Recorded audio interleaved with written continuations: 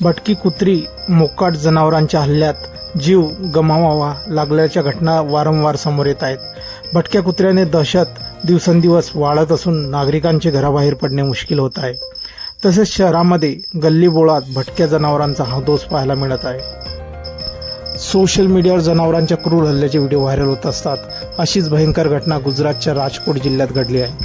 शहरामधील रस्त्यावर अनेकदा मोकाट जनावरांचा वाढता उपद्रव दिसून येतो आहे. अशीच भयंकर घटना गुजरातमध्ये घडली आहे.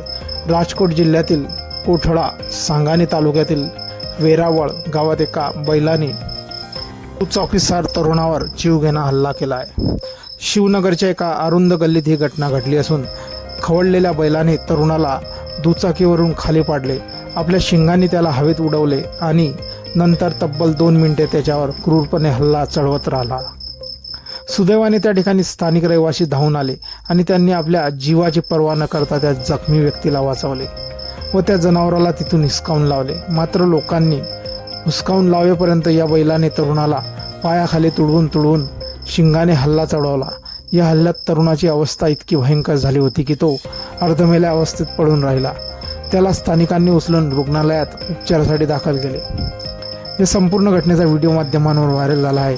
CCTV फुटेजमध्ये असे दिसून येते की व्यक्ती आपल्या दुचाकीवरून रस्त्यावरून जात असताना तो बैल वाहनाच्या जवळ आला आणि त्याने दुचाकीला जोराचा धक्का दिला आणि त्या तरुणाला खाली पाडले.